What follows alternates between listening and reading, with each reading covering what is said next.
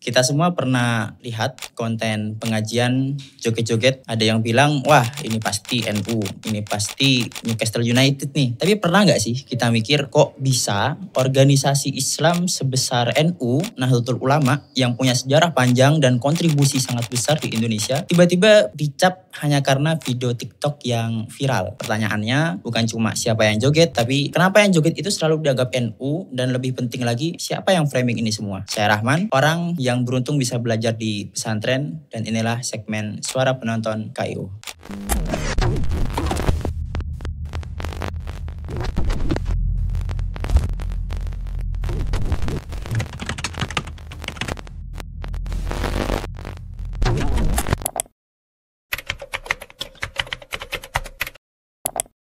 Satu minggu ini setelah liburan pesantren, yang mana saya akhirnya bisa buka HP lagi, saya resah bukan karena trending topik yang receh, tapi karena citra NU, organisasi yang saya cintai.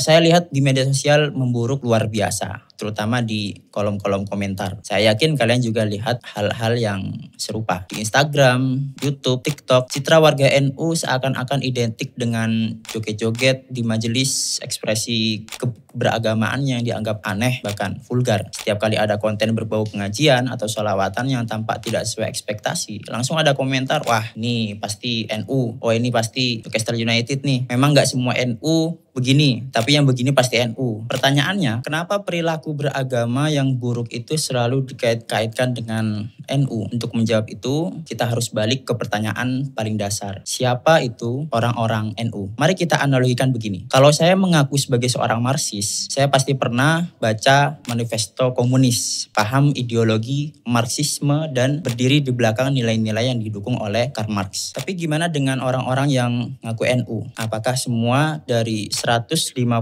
juta orang yang mengaku NU benar-benar memahami nilai-nilai dasar NU? Misalnya isi Qonun Asasi, ideologi dasar NU yang ditulis oleh pendirinya, Hadratus Syekh Hasyim Asy'ari. Saya pribadi baru benar-benar belajar Qonun Asasi secara serius ketika saya duduk di bangku sekolah tinggi pesantren di Mahat Ali. Jadi saya kira wajar kalau banyak warga NU yang secara kultur dan tradisi hanya ikut-ikut tanpa pernah menyentuh aspek ideologisnya. Ketua Umum PBNU, Gus Yahya, menjelaskan secara gamblang tentang persoalan ini. Ia membedakan antara kader NU yang ikut pelatihan dan dibaiat dan warga NU biasa yang sekedar hidup dalam lingkungan dan kultur NU. Ia bahkan bilang kalau semua warga harus dibaiat, nanti bakul getuk, tukang becak, bahkan copet minta baiat semua, kan repot kita. Dengan jumlah warga NU yang sebanyak itu, kita nggak bisa berharap semuanya paham dan merepresentasikan ajaran NU secara utuh dan betul. NU adalah rumah besar dengan spektrum yang luas, dan inilah yang sering luput dari perhatian netizen kita. Yang kita lihat di medsos hanyalah fragmen, dan fragmen itu tidak mewakili keseluruhan. Teori representasi dari Stuart Hall menjelaskan ini dengan baik. Representasi bukan cuma mencerminkan realitas, tapi membentuk realitas itu sendiri. Jadi ketika konten viral yang muncul selalu memperlihatkan NU dengan cara tertentu, maka publik akan percaya bahwa itulah NU, padahal itu hanya potongan kecil dari gambaran yang besar.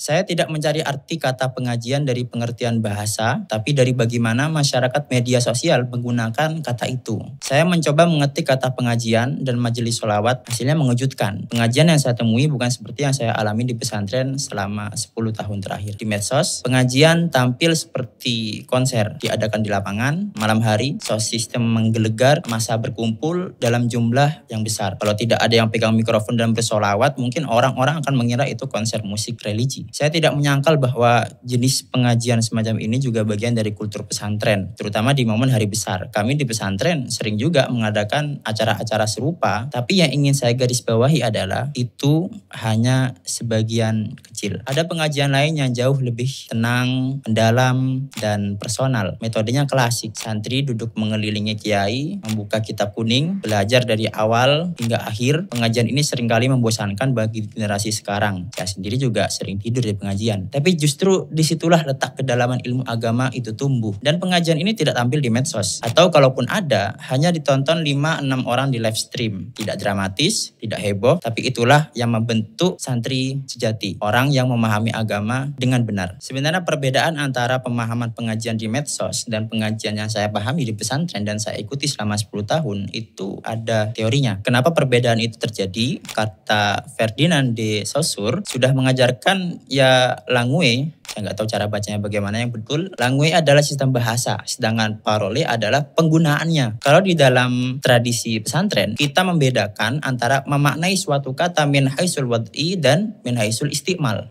Secara mudahnya, min haisul wad'i dan min haisul istimal itu seperti penggunaan kata algoit. Algoit itu, kalau min haisul wad'i, artinya adalah sebuah tanah yang rendah. Sementara secara penggunaan masyarakat Arab, algoit digunakan untuk merujuk kepada mereka yang sedang buang air besar. Jadi sebenarnya medsos tidak bicara tentang sistem. Dia hanya memperlihatkan parole yang paling mencolok, yang paling viral. Pengajian yang sesungguhnya tidak akan pernah tampil di media sosial. Yang tampil adalah pengajian yang viral, yang joget-joget itu. Dan inilah yang disebut framing theory oleh Goffman. Realita yang kita lihat sudah dibingkai sedemikian rupa. Algoritma media sosial tidak peduli pada kebenaran. Ia hanya peduli pada engagement. Lanjut ke agenda setting teori. Media tidak menyuruh kita berpikir bahwa pengajian joget itu buruk, tapi mereka membuat kita memikirkan itu terus-menerus. Jika kalian memperhatikan, konten-konten yang menampilkan sholawat joget-joget itu selalu diulang dalam masa-masa tertentu. Ketika saya perhatikan, saya temui, saya jumpai bahwa tanggal postingannya itu berkisar 1 tahun yang lalu, kemudian di postingan lain 8 bulan yang lalu, di postingan yang lain 7 bulan yang lalu. Hal ini, kalau kita berbicara kepada orang yang terus-menerus mengulang hal-hal yang sama, kita akan memarahinya. Kok itu lagi yang dibahas? Kok itu lagi yang kamu permasalahkan? Tapi di media sosial kita tidak menjumpai hal itu. NU dalam kehidupan nyata punya ribuan wajah. Tapi di media sosial NU hanya tampil dengan satu wajah. Wajah yang paling sensasional.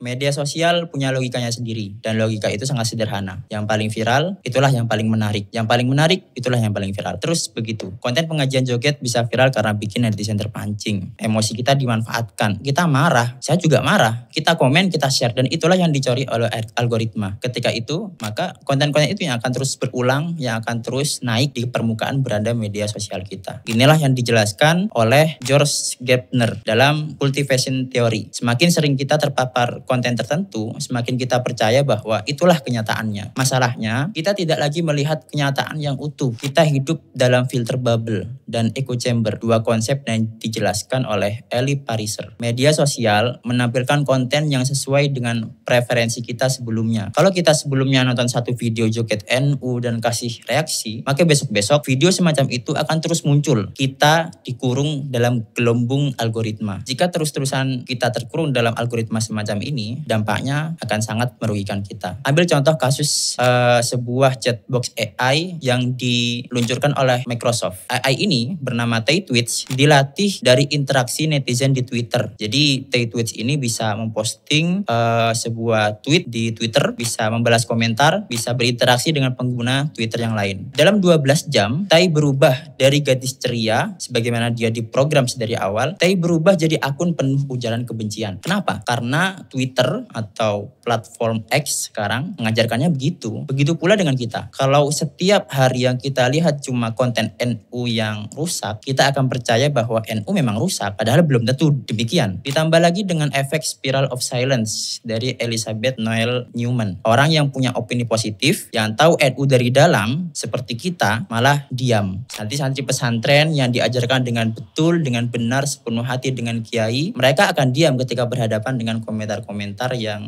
mencaci maki, memojokkan dan menyudutkan Nahdlatul Ulama. Kita akan takut diserang, kita akan takut dibully. Maka yang muncul di komentar adalah suara-suara ekstrim, generalisasi, bahkan ujaran kebencian. Jadi kita tidak sedang melihat kebenaran di media sosial. Kita sedang melihat suara yang paling keras, yang paling nyaring. Oleh karena itu saya selalu menganjurkan ke teman-teman saya, selalu reset preferensi konten secara berkala. Bersihkan algoritma media sosial kita. Jangan biarkan media sosial mengatur persepsi kalian. Sekali kamu nonton konten pengajian joget-joget dan kasih komentar, maka selamanya kamu akan dibanjiri hal serupa. Itu akan membentuk cara pandangmu terhadap NU dan Islam secara keseluruhan. Dan ini sangat berbahaya. Bukan cuma karena itu bias, tapi karena itu akan mempengaruhi cara kamu bersikap, berpikir, bahkan memutuskan sesuatu dalam hidupmu. Kalau kita biarkan terus-menerus, maka kita akan kehilangan nalar. Kita akan jadi korban framing dan algoritma. Jangan mau kita menjadi korban. Kita harus melawannya.